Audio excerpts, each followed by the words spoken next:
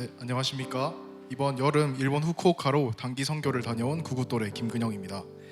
저희 선교팀은 수요일에 일본에 도착해서 그 주 주일 저녁에 있을 현지인 초청 행사인 코리안 나이트를 메인 행사로 준비하고, 그 행사에 일본 지체들을 초청하기 위해서 노방전도와 버스킹 전도를 준비하였습니다. 또 현지 교회 예배를 찬양으로 또 음향으로 준비하였습니다. 저는 인더로드에서 음향 엔지니어로 섬기고 있습니다. 그래서 선교를 준비하면서 버스킹을 좀 잘 해내야겠다는 생각이 있었습니다. 많은 장비를 준비했고, 또 녹음을 하기 위해서 저희 선교팀의 맏형이 고가의 맥북까지 선뜻내어 주셨습니다. 좋은 장비를 준비할 뿐만 아니라 직접 일본어로 번역한 찬양 3곡을 포함해서 20여 곡을 2달간 준비했습니다. 그렇게 찾아온 대망의 첫 번째 버스킹, 영상을 찍어주시는 분들도 계셨고 곡이 끝날 때 박수를 쳐주시는 분들도 계셨습니다. 그렇게 느낌이 좋은데? 라고 생각하면서 두 번째 곡을 시작한 순간 이 기타를 치던 손등에 차가운 물방울의 감촉이 느껴지기 시작했습니다. 처음에는 부정했습니다. 하지만 이내 그 감각은 온몸으로 퍼져나갔고, 정신을 차리니까 이 맥북이 흥건하게 적기 시작했습니다. 그렇게 정신없이 첫째 날은 철수를 하게 되었습니다. 다음 날 다시 버스킹의 시간이 찾아왔습니다.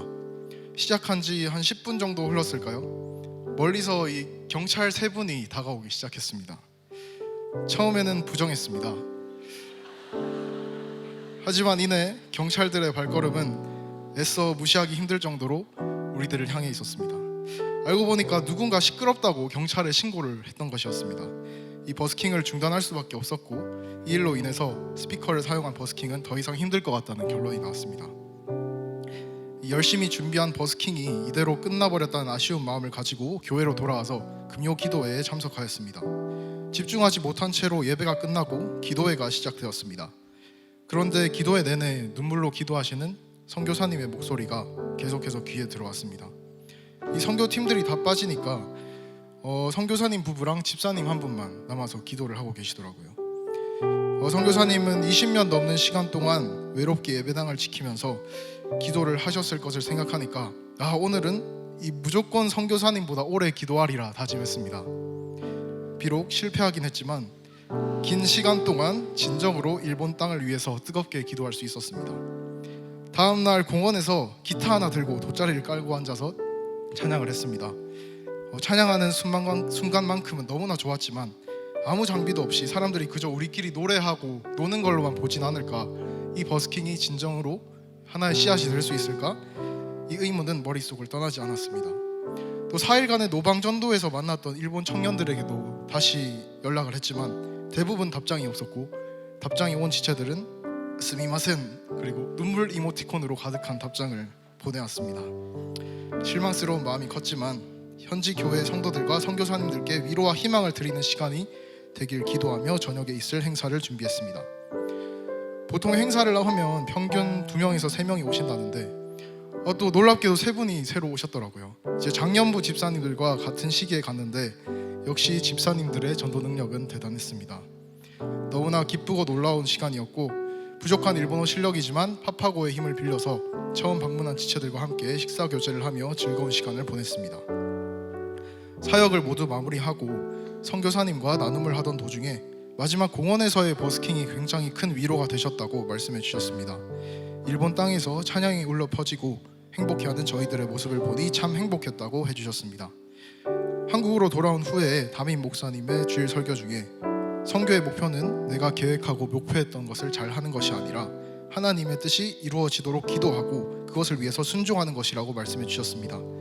저는 계획했던 완벽한 버스킹도 해내지 못했고, 노방전도에서 만났던 지체들은 한 명도 교회로 나오지 않았습니다. 하지만 하나님께서는 제가 금요 기도회를 통해서 일본 땅을 위해서 뜨겁게 기도하게 하셨고, 저의 시선으로 볼 때 부족해 보였던 마지막 버스킹을 통해서 선교사님을 위로해 주셨습니다. 목표를 이루지 못했다는 실망감에 머물러 있지 않고 뜨겁게 기도하게 하셨고, 결국 하나님의 방식대로 일하셨음을 느낄 수 있었습니다. 여러분, 일본에서의 종교는 이 문화나 생활 풍습에 가깝고 물건이나 자연의 신이 있다고 생각하는 다신교 신앙이 자연스럽게 녹아들어 있습니다.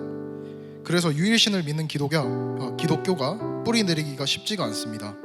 또 일본 땅은 1549년 비교적 이른 시기에 복음이 처음 들어왔지만 기독교 신자가 70만 명까지 늘었다가 19세기 후반까지 300년 넘게 기독교 박해를 당했습니다. 그 결과 지금은 기독교인이 인구의 0.3%도 되지 않습니다. 하지만 문화적 배경과 기독교 탄압에도 불구하고 믿음을 지켜왔던 이들이 있습니다. 수많은 재해와 아픔 속에서도 꽃들도와 같은 아름다운 찬양이 탄생했습니다. 전 이를 통해서 언제일지는 모르지만 일본 땅에 분명히 부흥을 주실 것이라는 확신을 얻었습니다. 여러분들도 이미 왔지만 아직 오지 않은 일본 땅의 하나님 나라를 위해 함께 기도해 주십시오. 일본 땅에서 기독교가 하나의 문화로 받아들여지는 것이 아니라 진리로 복음으로 받아들여질 수 있도록 함께 기도해 주십시오. 부족한 간증을 들어주셔서 감사합니다. 모든 감사와 영광을 하나님께 올려드립니다.